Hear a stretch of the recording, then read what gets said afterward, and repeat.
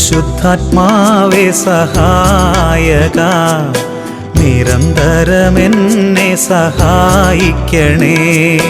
പരിശുദ്ധാത്മാവേ സഹായക, നിരന്തരമെന്നെ സഹായിക്കണേ.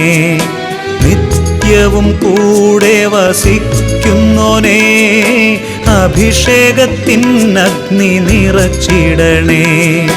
നിത്യവും കൂടെ വസിക്കുന്നോനേ, അഭിഷേകത്തിനഗ്നി നിറച്ചിടണേ.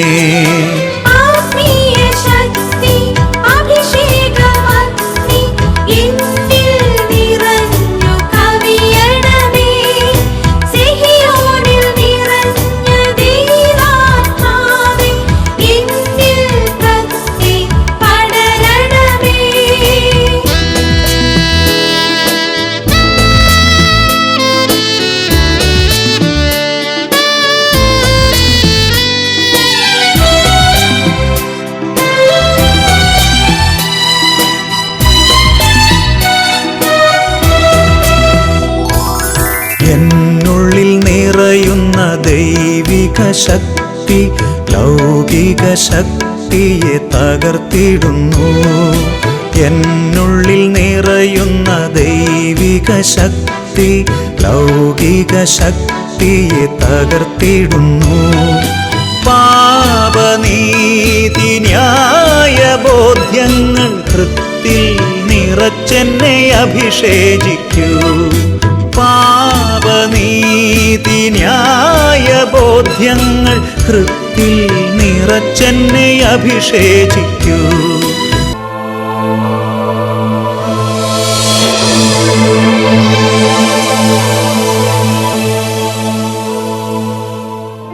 ഹല്ലേലൂയ.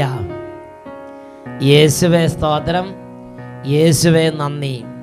അഭിഷേകാഗ്നിയുടെ എല്ലാ പ്രേക്ഷകർക്കും രക്ഷിതാവും കർത്താവുമായ യേശു ക്രിസ്തുവിൻ്റെ ധന്യനാമത്തിൽ കൃപയും സമാധാനവും.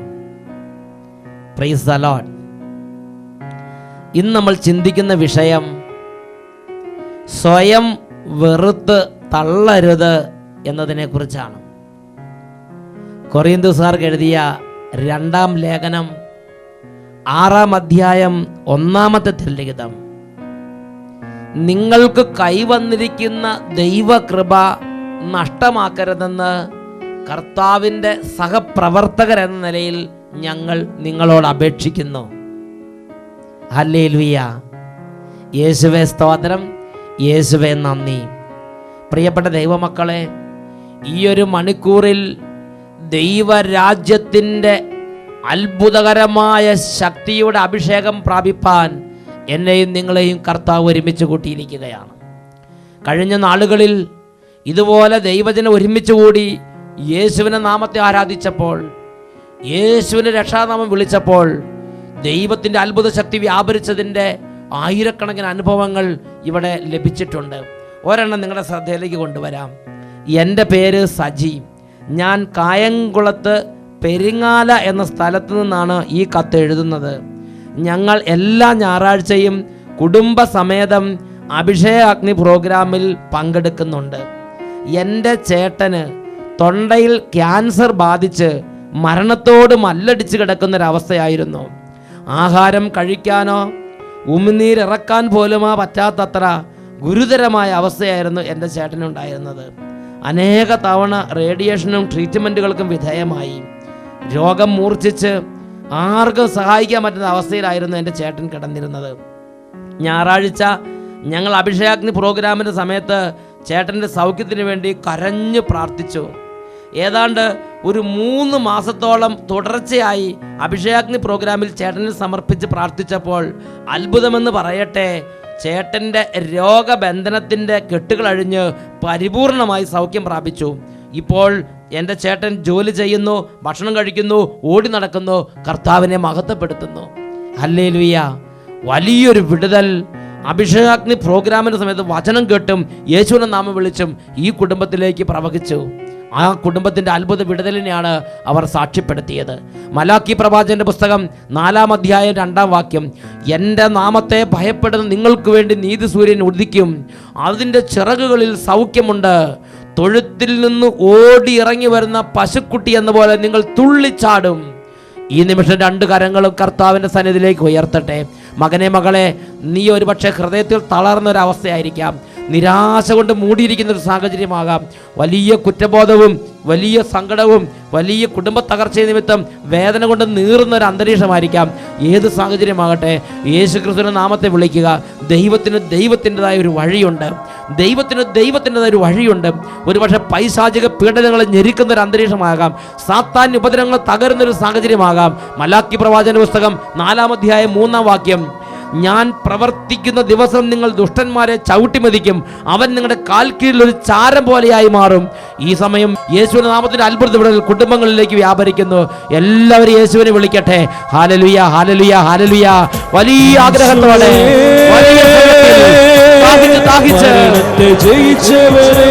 കൂട്ടായ്മ പ്രാർത്ഥിക്കുന്നു. ജീസസ് ക്രൈസ്റ്റ് ജയിച്ചവനെ, ഈശോയെ ജയിച്ചവനെ, കർത്താവായി അധിപതിയായി പ്രാർത്ഥിക്കുന്നു. കർത്താവായി അധിപതിയായി പ്രാർത്ഥിക്കുന്നു. എല്ലാവരും ചേർന്ന് വഴിയട്ടെ, കെട്ടുകൾ പൊട്ടട്ടെ, അത്ഭുത നാമത്തിൽ വഴിയട്ടെ, കോട്ടകൾ തകരട്ടെ, നിരാശ വിട്ടുപോകട്ടെ, മനഃപീഡകൾ മാറട്ടെ, പൈശാചിക ബന്ധനങ്ങൾ തകരട്ടെ, രോഗത്തിന്റെ ആധിപത്യങ്ങൾ തകരട്ടെ, ബാധകൾ വിട്ടുപോകട്ടെ, അന്ധകാര കോട്ടകളുടെ എല്ലാ ആധിപത്യങ്ങളും തകരട്ടെ, പാപബന്ധനങ്ങൾ തകരട്ടെ, മദ്യപാന പീഡ വിട്ടുപോകട്ടെ. കരങ്ങൾ ഉയർത്തി സ്തുതിക്കുന്നു. Hallelujah, hallelujah, hallelujah, hallelujah, hallelujah, hallelujah. യേശുവേ, യേശുവേ, യേശുവേ, അങ്ങയുടെ നാമത്തിന്റെ അത്ഭുത ശക്തി കുടുംബങ്ങളിലേക്ക് വ്യാപരിക്കട്ടെ, കുടുംബങ്ങളിലേക്ക് വ്യാപരിക്കട്ടെ, കുഞ്ഞു മക്കളിലേക്ക് വ്യാപരിക്കട്ടെ, യുവതി യുവാക്കന്മാരിലേക്ക് വ്യാപരിക്കട്ടെ. യേശുവിന്റെ നാമത്തിൽ അന്ധകാര കോട്ടകൾ ഇപ്പോൾ തകർന്നടിയട്ടെ. എല്ലാ തിന്മയുടെ കെട്ടുകളും പാപബന്ധനങ്ങളും ദുരാത്മാക്കളും കുറ്റബോധവും ഭയവും എല്ലാ തരത്തിലുള്ള പൈശാചിക പിടകളും ഓരോ കുടുംബങ്ങളിൽ നിന്ന് യേശുവിന്റെ നാമത്തിൽ വിട്ടുമാറി പോകട്ടെ. Hallelujah, hallelujah. യേശുവേ ആരാധന, ആരാധന. യേശുവേ ആരാധന, ആരാധന.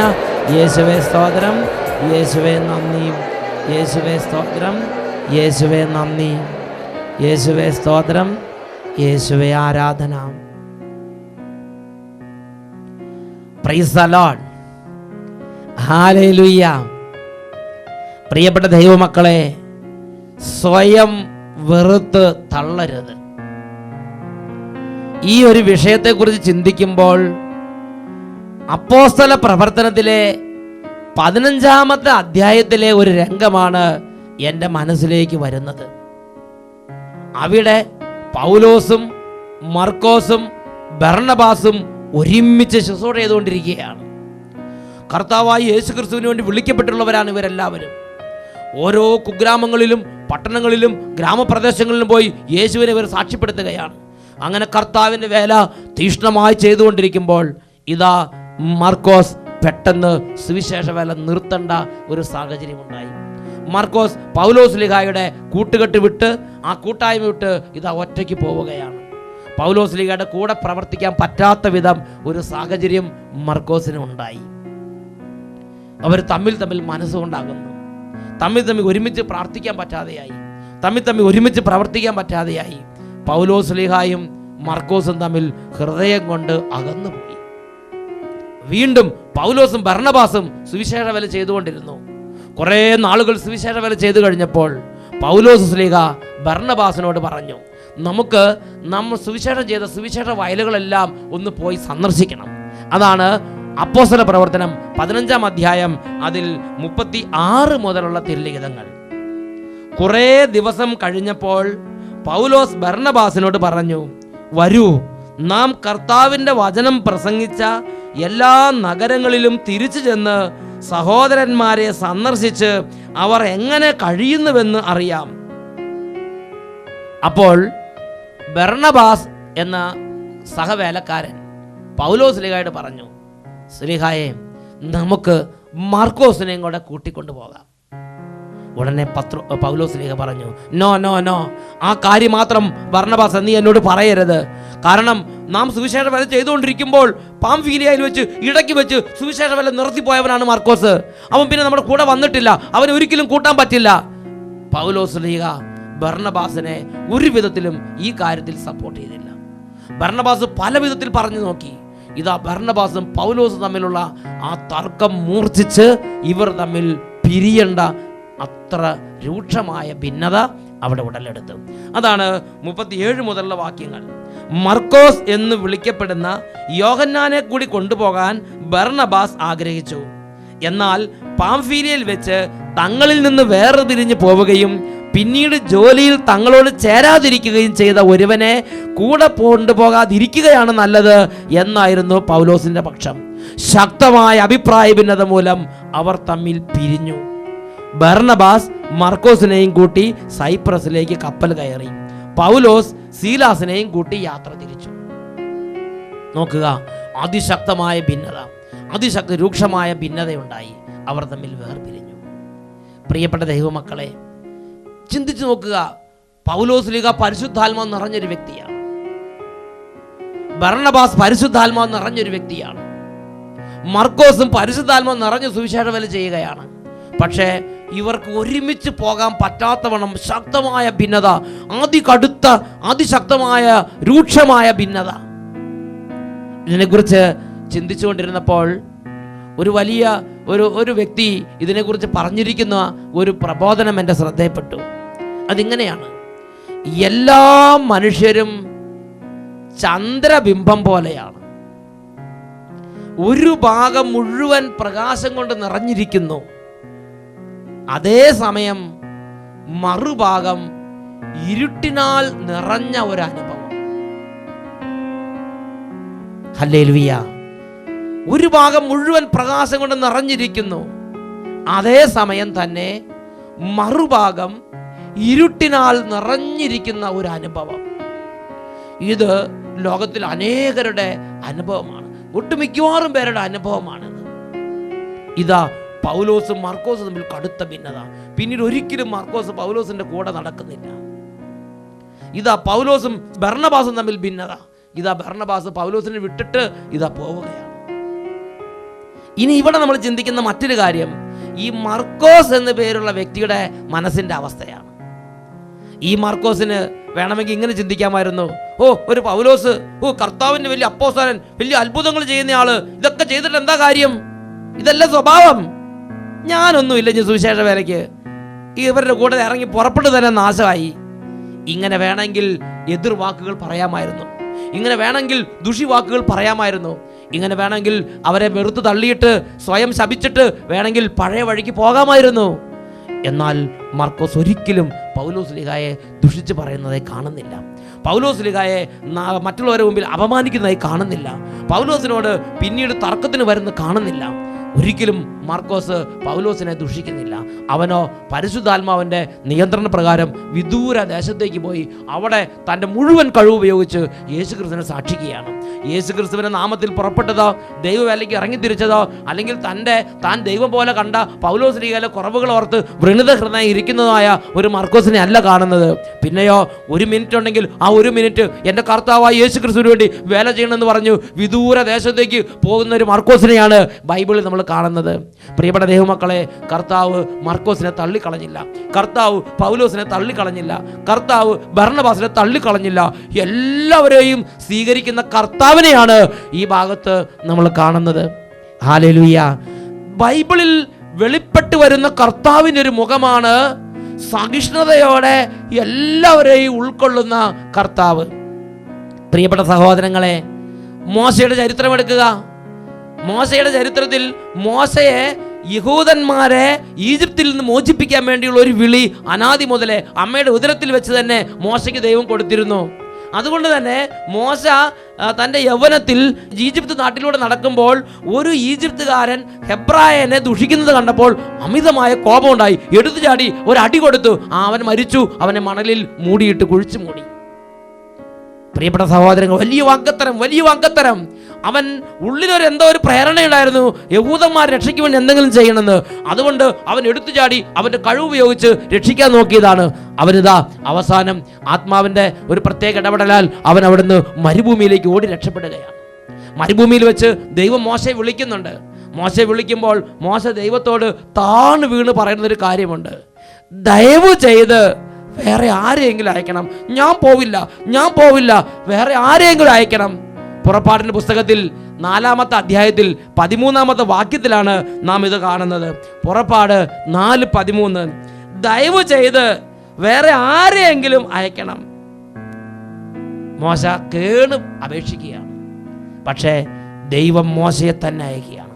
പരാജയപ്പെട്ടവൻ, തോറ്റവൻ, ഒരു പ്രത്യേക സാഹചര്യത്തിൽ ജീവിത തോൽവി ഏറ്റുവാങ്ങിയവൻ, അവൻ ഫറവോയുടെ കൊട്ടാരത്തിൽ നിന്ന് ഓടിപ്പോന്നവനാണ്. പക്ഷേ അവനെ തന്നെ ദൈവം സ്നേഹിച്ച്, അവനെ തന്നെ ദൈവം അഭിഷേകം ചെയ്ത്, അവനെ തന്നെ ദൈവം വിശുദ്ധീകരിച്ച്, അവനെ തന്നെ ദൈവം ശക്തിപ്പെടുത്തി വീണ്ടും ഇതാ അയക്കുകയാണ്. പത്രോസ്ലീഗയുടെ അനുഭവം എടുത്ത് നോക്കുക. പത്രോസ്ലീഗയെ കർത്താവ് തിരഞ്ഞെടുത്തു. അവനെ വാത്സല്യത്തോടെ കർത്താവ് വളർത്തി. അവനെ നോക്കി കർത്താവ് പറഞ്ഞു, പത്രോസേ, നീ പാറയാണ്, ഈ പാറമേൽ എൻ്റെ പള്ളി ഞാൻ പണിയും. പത്രോസ് സന്തോഷിച്ചു. ശരി, ഞാനൊരു ചെറിയ പാറ തന്നെയാണ്. അങ്ങനെ ഒരു അനുഭവത്തിൽ പത്രോസ് നടക്കുകയാണ്. അങ്ങനെ ഇരിക്കുമ്പോൾ യേശു പറഞ്ഞു, ശിമയോൻ, ഇതാ സാത്താൻ നിന്നെ ഗോതമ്പ് പോലെ പാറ്റാൻ ഉദ്യമിക്കുന്നു. നീ തിരിച്ചു വന്നിട്ട് സഹോദരന്മാരെ ശക്തിപ്പെടുത്തണം. ഇങ്ങനെ ഈശോ വലിയ ദൈവരാജ്യത്തിന്റെ വലിയ വലിയ ബോധ്യങ്ങൾ പറയുമ്പോൾ പത്രോസ് ചാടി പറഞ്ഞു, നോ, ഞാൻ ഒരിക്കലും അങ്ങേ വിട്ടുപിരിയില്ല. അങ്ങേക്ക് വേണ്ടി കാരാഗൃഹത്തിൽ പോകാൻ ഞാൻ തയ്യാറാണ്. ഈശോ അവനൊന്ന് സൂക്ഷിച്ചു നോക്കി. അവനോട് പറഞ്ഞു, ഇന്ന് 3 തവണ കോഴി കൂവുന്നതിന് മുമ്പ് നീ എന്നെ നിഷേധിച്ച് പറയും. പ്രിയപ്പെട്ട സഹോദരങ്ങളെ, ലൂക്കായുടെ സുവിശേഷം 22-ാം അധ്യായത്തിൽ 34-ാം തിരുലിഖിതത്തിലാണ് നാം ഇത് കാണുന്നത്. നിനക്ക് വേണ്ടി കാരാഗൃഹത്തിൽ പോകേണ്ടി വന്നാലും ഞാൻ നിന്നെ വിട്ടുപിരിയില്ല, ഞാൻ നിന്നെ ഉപേക്ഷിക്കുകയില്ല. പത്രോസ്ലീഗ ഊറ്റം കൊണ്ട് പറയുകയാണ്. എന്നാൽ ലൂക്കായുടെ സുവിശേഷം 22-ാം അധ്യായം 62-ാം വാക്യം, അവൻ പല തവണ, ഏതാണ്ട് 3 തവണ പീലാത്തോസിന്റെ ഭവനത്തിൽ വെച്ചിട്ട് യേശുവിനെ തള്ളി പറഞ്ഞു. ഞാൻ അവനെ അറിയുക പോലുമില്ല എന്ന് പലതവണ പറഞ്ഞു. അത് കഴിഞ്ഞപ്പോൾ 3 തവണ കോഴി കൂവി. അപ്പോൾ പത്രോസിന് ഓർമ്മ വന്നു. അവൻ അവിടുന്ന് എഴുന്നേറ്റ് പോയി മനം നൊന്ത് കരഞ്ഞതിനെ കുറിച്ചാണ് ലൂക്ക 22:62 രേഖപ്പെടുത്തുന്നത്. കർത്താവ് പറഞ്ഞ വചനം അപ്പോൾ പത്രോസ് അനുസ്മരിച്ചു. അവൻ പുറത്തുപോയി മനം നൊന്ത് കരഞ്ഞു. കർത്താവിനെ തള്ളിപ്പറഞ്ഞ, ജീവിതത്തിൽ ഒരു തോൽവി ഏറ്റുവാങ്ങി, ജീവിതത്തിൽ പരാജയപ്പെട്ടവൻ, കർത്താവിനോടുള്ള വിശ്വസ്തതയിൽ പരാജയപ്പെട്ടവൻ, തൻ്റെ തോൽവി ഓർത്ത് കരയുന്ന പത്രോസ്, തൻ്റെ ജീവിത തോൽവി ഓർത്ത് കരയുന്ന പത്രോസ്. പിന്നീട് അവന് അടിക്കടി പരാജയങ്ങളുണ്ടായി. അവസാനം യേശുക്രിസ്തുവിന്റെ മരണശേഷം ശ്ലീഹന്മാരെല്ലാം പേടിച്ചരണ്ട് ഒരു ഭവനത്തിൽ ഒരുമിച്ച് കൂടിയിരിക്കുമ്പോൾ പത്രോസ് തൻ്റെ നിരാശയും കുറ്റബോധവും തൻ്റെ ജീവിത തോൽവി എല്ലാം ഓർത്ത് മനം നൊന്ത് അവൻ പറഞ്ഞു, ഇനി യേശുവിന് പുറകെ നടന്നിട്ട് കാര്യമില്ല, ഞാൻ കർത്താവിനെ തള്ളി പറഞ്ഞവനാണ്, ഞാൻ എൻ്റെ പഴയ പണിക്ക് പോവുകയാണ്.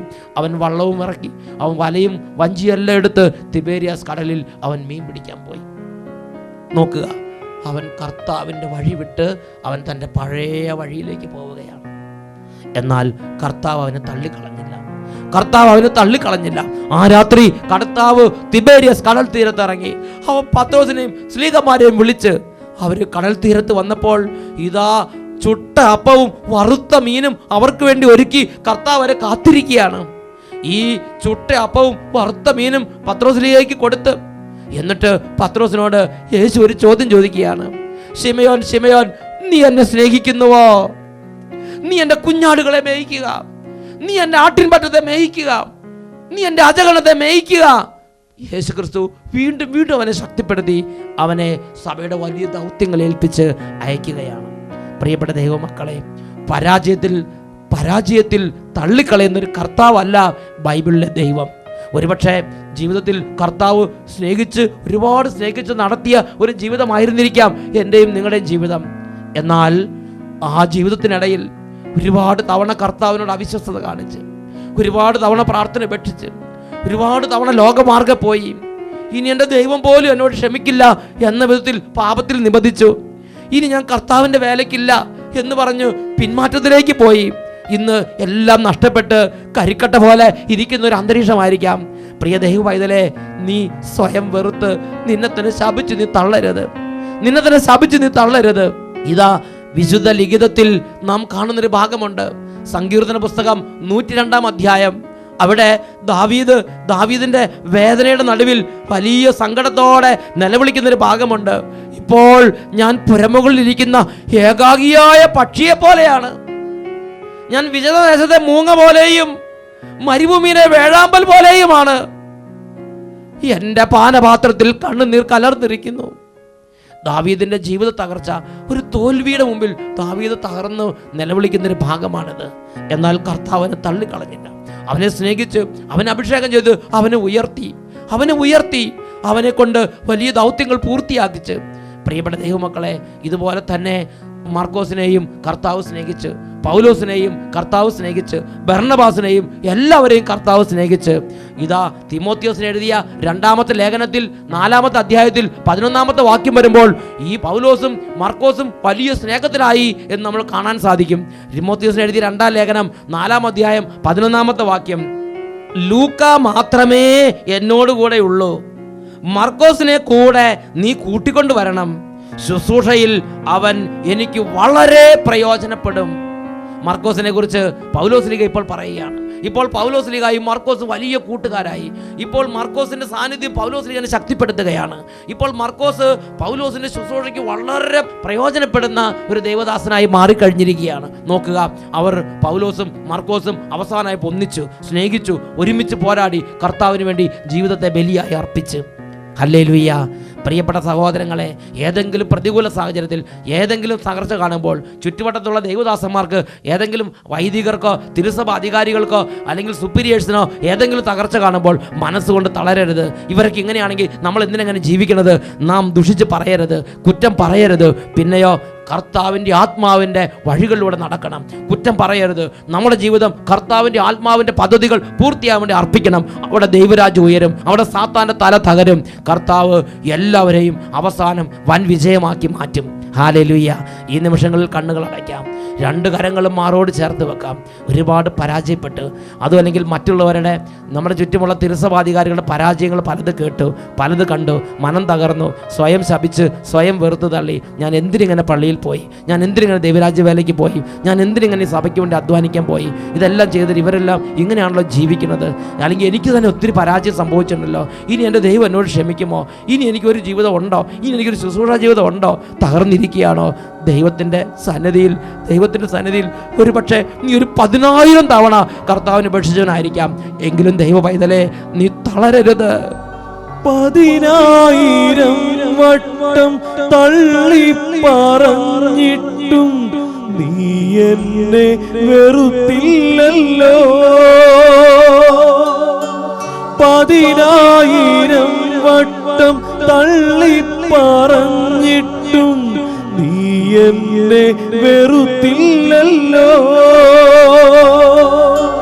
കുരിശോടു നിന്നെ ഞാൻ ചേർത്തു തറച്ചിട്ടും നീ എന്നെ ശപിച്ചില്ലല്ലോ. കുരിശോടു നിന്നെ ഞാൻ ചേർത്തു തറച്ചിട്ടും നീ എന്നെ ശപിച്ചില്ലല്ലോ. എനിക്കായി മുറിവേറ്റ ദൈവമേ, എനിക്കായി മൃതനായ യേശുവേ, വിളിക്കുന്നു. എനിക്കായി മുറിവേറ്റ ദൈവമേ, പോകട്ടെ. എനിക്കായി മൃതനായ യേശുവേ, കരങ്ങൾ കരങ്ങൾ ഉയർത്തി എല്ലാവരും സ്തുതിക്കട്ടെ. Hallelujah, hallelujah, hallelujah. ഓ ദൈവമേ, ഈ വചനം കേട്ടുകൊണ്ടിരിക്കുന്ന ഓരോ മകനിൽ നിന്നും, ഓരോ മകളിൽ നിന്നും, ഓരോ ശുശ്രൂഷകരിൽ നിന്നും, ഓരോ സമൂഹത്തിൽ നിന്നും ഇപ്പോൾ യേശുവിന്റെ നാമത്തിൽ തിന്മയുടെ കോട്ടകൾ തകരട്ടെ. പിന്മാറ്റത്തിലേക്കുള്ള എല്ലാ ദുർപീഡകളും വിട്ടുമാറി പോകട്ടെ. എല്ലാ പൈശാചിക പീഡകളും, ദൈവരാജ്യ വേലയിൽ ദൈവമക്കളെ അകറ്റിക്കൊണ്ടിരിക്കുന്ന എല്ലാ പൈശാചിക പീഡകളും വിട്ടുമാറി പോകട്ടെ. സ്വന്തം പരാജയമോർത്ത്, അല്ലെങ്കിൽ സഭയുടെ പരാജയമോർത്ത്, മേലധികാരികൾ പരാജയമോർത്ത് സ്വയം തളർന്ന്, മനസ്സ് തളർന്ന്, തോൽവിയോർത്ത്, ജീവിത പരാജയമോർത്ത് മനസ്സ് നൊന്തിരിക്കുന്ന ഓരോ മകനിൽ നിന്നും, ഓരോ മകളിൽ നിന്നും ദുർപീഡകൾ, കുറ്റബോധം, മനസ്സിന്റെ ഭാരങ്ങൾ, മനോവിഷമങ്ങൾ യേശുവിന്റെ നാമത്തിൽ വിട്ടുമാറി പോകട്ടെ. Hallelujah, hallelujah. അത്ഭുതാഭിഷേകം നിറയട്ടെ, പരിശുദ്ധാത്മ കൃപ നിറയട്ടെ, യേശുവിന്റെ സ്നേഹത്തിന്റെ ശക്തി നിറയട്ടെ. പുതിയ യുഗത്തിലേക്കുള്ള പുതിയ പുതിയ ഉണർവുകൾ ഓരോ മകൾക്കും, ഓരോ മകൾക്കും, ഓരോരുത്തർക്കും ലഭിക്കട്ടെ. Hallelujah, hallelujah. യേശുവേ ആരാധന, ആരാധന. യേശുവേ ആരാധന, ആരാധന. യേശുവേ സ്തോത്രം, യേശുവേ നന്ദി. യേശുവേ സ്തോത്രം, യേശുവേ നന്ദി. യേശുവേ സ്തോത്രം, യേശുവേ ആരാധന. Praise the Lord.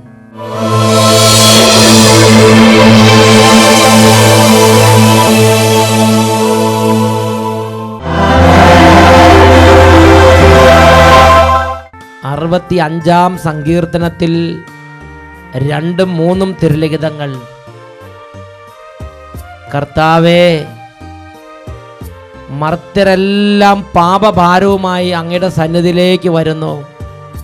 ഞങ്ങൾ അകൃത്യങ്ങൾക്ക് അടിമപ്പെടുമ്പോൾ അങ്ങ് ഞങ്ങളെ മോചിപ്പിക്കുന്നു. യെശയ്യായുടെ പുസ്തകം 46-ാം അധ്യായം 4-ാം തിരുലിഖിതം. നിങ്ങൾക്ക് നര ബാധിക്കുമ്പോഴും ഞാൻ നിങ്ങളെ വഹിക്കും. ഞാൻ നിങ്ങളെ സൃഷ്ടിച്ചു, ഞാൻ നിങ്ങളെ വഹിക്കും. ഞാൻ നിങ്ങളെ ചുമലിലേറ്റി രക്ഷിക്കുകയും ചെയ്യും. പ്രിയപ്പെട്ട ദൈവമക്കളെ, നമ്മുടെ ജീവിതത്തിൽ വീഴ്ചകളും തെറ്റുകളും കുറ്റങ്ങളും സംഭവിക്കുന്നുണ്ട്. ചന്ദ്രബിംബം പോലെ ഒരു ഭാഗം മുഴുവൻ പ്രകാശം നിറഞ്ഞു നിൽക്കുമ്പോൾ മറുഭാഗം ഇരുട്ടിനാൽ നിറഞ്ഞൊരു അനുഭവം. പക്ഷേ മനസ്സിൽ തകരരുത്, സ്വയം വെറുക്കരുത്, സ്വയം വെറുക്കരുത്. രാത്രിയിൽ വിലാപമുണ്ടായേക്കാം, എന്നാൽ പ്രഭാതത്തോടെ സന്തോഷത്തിൻ്റെ വരവായി. ഇപ്പോഴുള്ള അവസ്ഥയെ മാറ്റിമറിക്കാൻ കർത്താവായ യേശുവിന് കഴിയും.